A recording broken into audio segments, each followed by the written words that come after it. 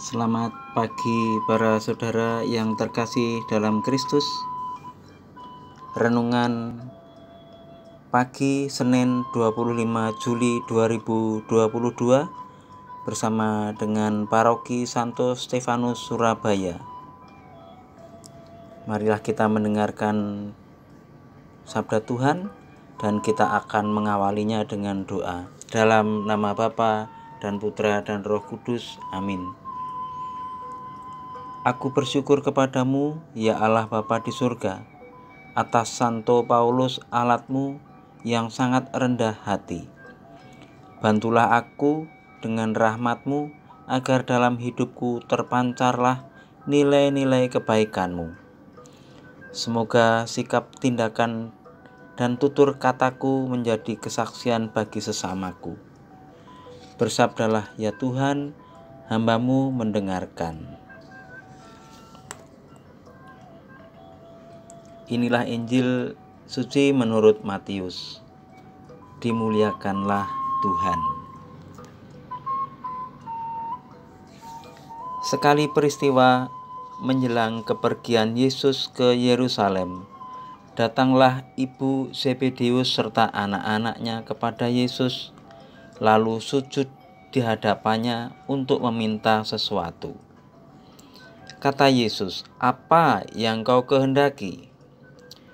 Jawab ibu itu, "Berilah perintah supaya kedua anakku ini kelak boleh duduk di dalam kerajaan-Mu, yang seorang di sebelah kanan-Mu dan yang seorang lagi di sebelah kiri-Mu."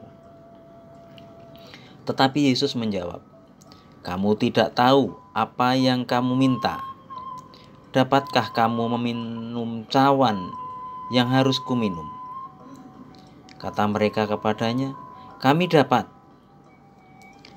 Yesus berkata kepada mereka, "Cawanku memang akan kamu minum. Tetapi hal duduk di sebelah kananku atau di sebelah kiriku, aku tidak berhak memberikannya. Itu akan diberikan kepada orang-orang bagi siapa Bapa-Ku telah menyediakannya." Mendengar itu, marahlah ke-10 murid yang lain kepada 2 bersaudara itu. Tetapi Yesus memanggil mereka lalu berkata, "Kamu tahu bahwa pemerintah bangsa-bangsa memerintah rakyatnya dengan tangan besi, dan pembesar-pembesar menjalankan kuasanya dengan keras atas mereka. Tidaklah demikian di antara kamu. Barang siapa ingin menjadi besar di antara kamu, hendaklah ia menjadi pelayanmu. Dan barang siapa ingin menjadi terkemuka di antara kamu, hendaklah ia menjadi hamba-Mu. Sama seperti Anak Manusia, ia datang bukan untuk dilayani, melainkan untuk melayani dan untuk memberikan nyawanya menjadi tebusan bagi banyak orang." Demikianlah sabda Tuhan. Terpujilah Kristus.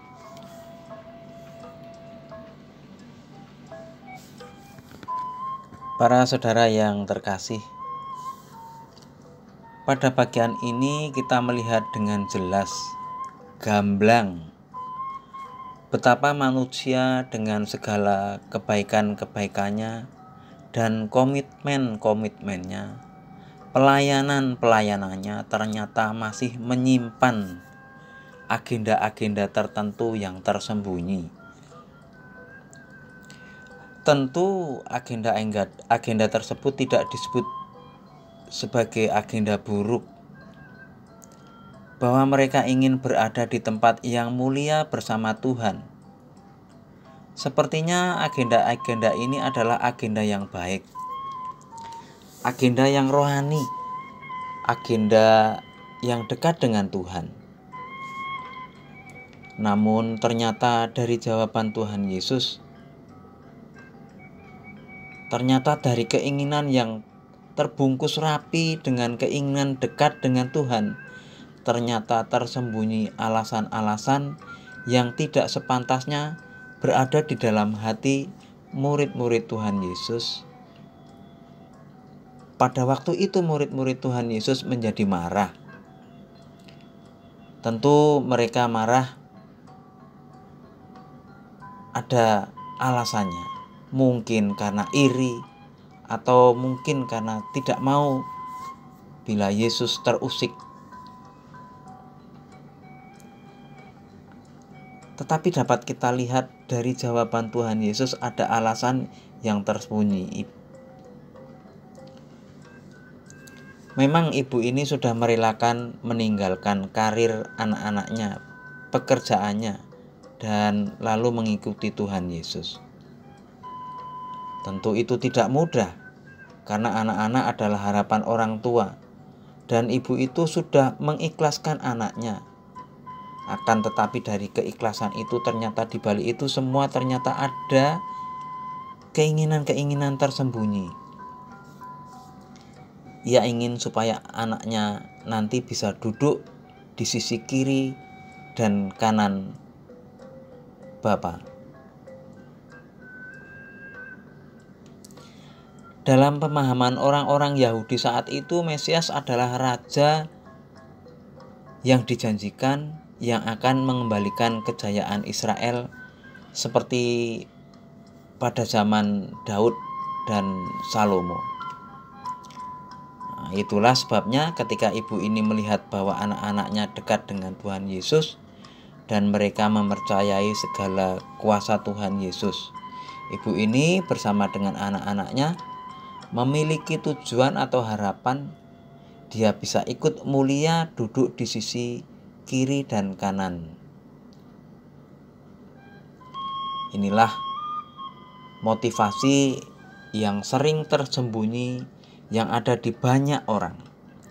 Yang lebih konyol, kedatangan Tuhan Yesus bisa menjadi keuntungan bagi mereka.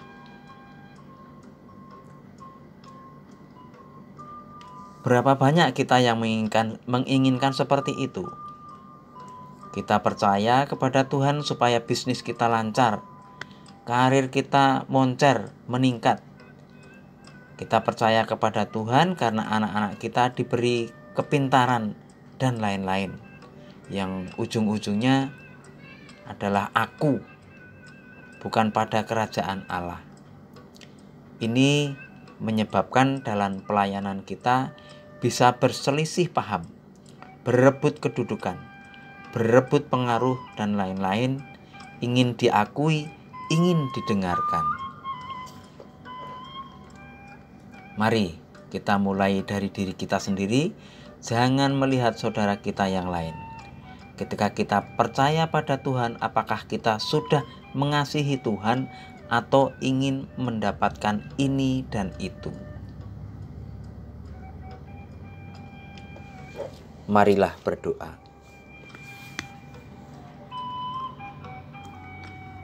Allah Bapa yang Maha Pengasih, kami bersyukur karena pada pesta Santo Yakobus kami telah menyambut anugerah kudus-Mu dengan hati gembira.